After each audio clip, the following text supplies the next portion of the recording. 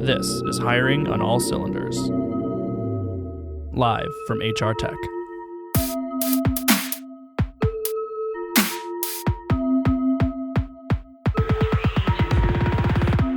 Hello everyone, another very special edition of Hiring on All Cylinders is coming to you now, and I'm especially excited of this episode because I am joined by the host of Fireline with Bill Kutik. Truly, though, he needs no introduction because everyone knows him. He is the founder of this fine show, the father of HR Tech himself, Bill Kutik. Bill, thank you so much for being here. Oh, my pleasure, and I never assume that everyone knows who I am, so I'll talk endlessly more about myself later.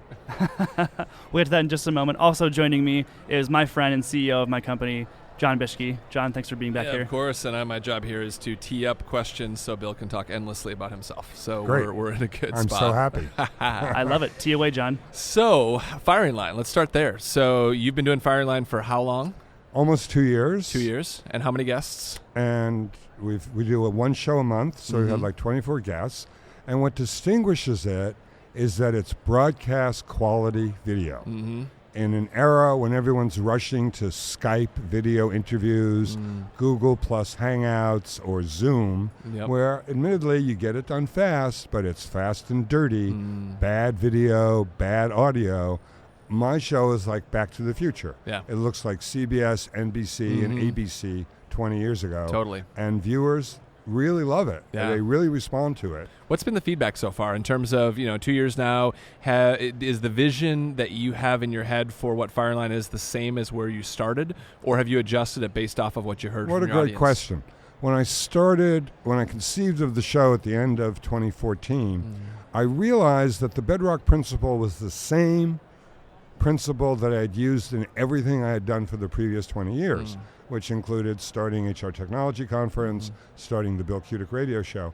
And that was guests or presenters at a conference should talk about what they're thinking about and what they're doing, not what they're selling, or if they're end users, which brand of software they're using. And it's funny, the AR guy at Workday said, "Could you repeat that to me?" And I said, "What for?" He said, "Because you've just given the best definition of thought leadership that I've ever heard." I like that. So that's what I do. You know, my background, New York Times and other good newspapers. And, I'm an old-fashioned journalist who believes there's actually truth and that there's a separation between advertising and truth, and I try to maintain that separation. Interesting. And so now, having done the number of episodes you've done, what are some of the takeaways? What have you personally learned from your guests over the last couple of years? Are there any insights, any surprises, anything where you're like, ooh, like that was kind of changed how I think about the space? That's so hard to say because I've long been a big believer in the notion that spontaneity is achieved only through rigorous preparation and rehearsal. So we do prepare the guests a lot. Sure. Even though we don't put words in their mouth, it's still journalism. We have 3 30-minute calls with them. We have a 2-hour training session in presentation enhancement, so they'll do better on the video than they do in real life. So it's hard for me to remember what I've learned because it's such a long process. You've learned so much. The nice thing is that our largest sponsor, we have 3 sponsors now. Our largest and basically our co-development sponsor was SAP. And we've also sponsors now by ADP and Infor, company people may not know as much about, but they're a huge ERP company. And the COO of SAP SuccessFactors, who of course is a money guy and an operations guy, and basically came from some SAP acquisition and thought HR meant home run, said to me, but he was the guy who negotiated my contracts and signed my checks. He said, "Well, I'm your second biggest fan. I mean, I learn something new on every single show that I watch." And I hope that's true of everybody. That's great, and I think so much of it, and this is why Rob runs our podcast, right, is it's about giving back, it's about educating the audience, it's about building community through content. It's ultimately a big part of why you started the HR Tech Conference at the end of the day, right? So let's bring it to something more recent. So this week, this conference, what have you learned this week? What's been surprising? What's been interesting to you? What are you annoyed by? Talk to us. I'm always annoyed. You know that. I mean, I'm the most critical person that you know. As you should be.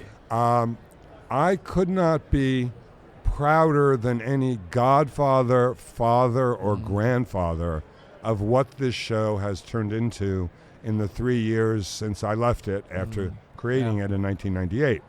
I mean, the show floor is the largest in HR now, bigger than Sherm's, which is a staggering idea, since when I started the show, when we had 200 attendees and 80 vendors, who could imagine it would ever get that big? And Steve Bowes has done a great job in basically increasing the content of the conference by 50%, more than what I did. Amazing. Potentially getting it to the size where one person can't do it alone anymore, which I would have hated because I like to work alone since I'm the only one who can meet my standards, right?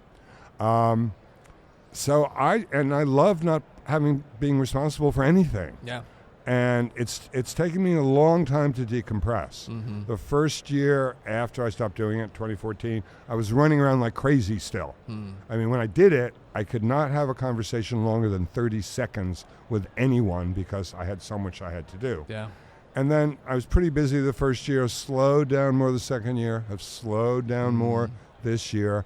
And what I say is I'm beginning to get all the benefits that attendees have always gotten, and I never did, right? Because I had no time to get it. And I've learned some interesting things. I mean, the fact is this show is an ecosystem. It's not just the conference and the expo. It's an ecosystem in the fact that there are 40 financial sharks on the floor. I sat next to one of them from Bain Capital and said, you know all the guys, how many of you are here? And he said, there are 40 of us here. And they're prowling, looking for companies to buy, looking for companies they can help sell, whatever. That's one ecosystem. I've always known it's a biz dev field of dreams. If you're a vendor and you want to partner with someone, where else do you go? Except where every single vendor is, and you can do that. But the third thing I never thought of, which is that it's a job fair, particularly for salesmen. I mean, I met one woman at one booth, I can't remember, she said, I had 5 guys come and say they wanted to work for us. I've had 5 job interviews. I've conducted 5 job interviews in the first day of the show. Amazing. And I never thought of that before and realized that, of course, that makes sense. If you're and particularly salesmen in HCM, they're moving around all the time. They get pissed off because they didn't get the proper spiff on the last deal or whatever.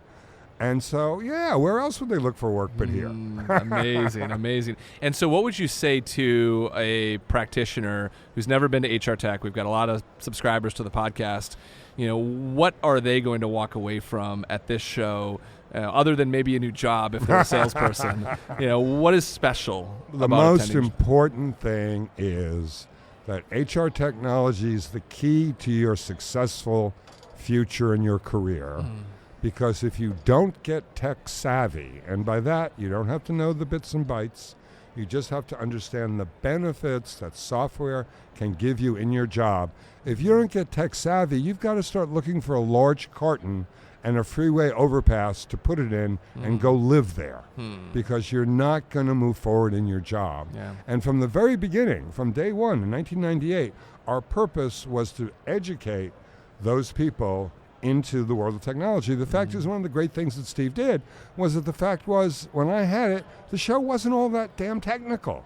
If you were in HR IT and you came to the show, there wasn't a lot of stuff for you to learn because it was so business oriented. And one of the great things Steve did was added a technology track, which is much more technical, for the HR IT people who are here, and there are lots of them. But the major thing for practitioners is you can't hide under a rock. You can't be proud of the fact that you're great with email or with Word or with spreadsheets. You've got to learn about specific HR technology, and this is the best place in the world to learn it. And besides HR Tech, and obviously there's Fireline and other opportunities. If someone is listening to this podcast in their car on the way to work or at the gym, and they're thinking, Bill, I totally agree with you.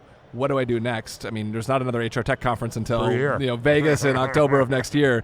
What advice would you give them? They can go watch every episode of Fireline. We'll start there. Right. But what other advice would you give them? Well, subsubscribe to Fireline. Subscribe to Fireline. Watch all the old Absolutely. episodes. And how cool is it now that you can see who subscribes and who has viewed your videos? I hate that.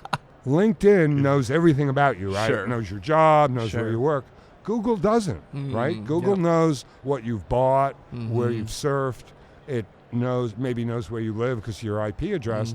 But when they tell me I have a new subscriber, and we have like 1,500 subscribers now, and then I go clicking around wildly to find out more about them, they don't know nothing, So I have no idea who the people are who subscribe. But the answer to your question is there are tons of blogs out there, and so many of them are written by people who recruited for 2 years for a corporation, stopped, declared themselves expert in everything about technology, HR or HR technology, and write this crap every week or every month. And they declare themselves analysts even, which is horrifying to me. Where would I suggest they go? Well, the problem is the best place is a little high level. It's called Diginomica, DIGINOMICA.com. And Brian Sommer, who was on a panel I did here with Naomi Lee Bloom, writes about HR tech there. And, he doesn't get very technical. I think any generalist could read that. I would become a member of Diginomica and click that you want to be told about all their HR pieces. That would be a good place to start. Great. Recruiting has more blogs than any of them. I mean, there are thousands of them. Who's your favorite recruiting blogger?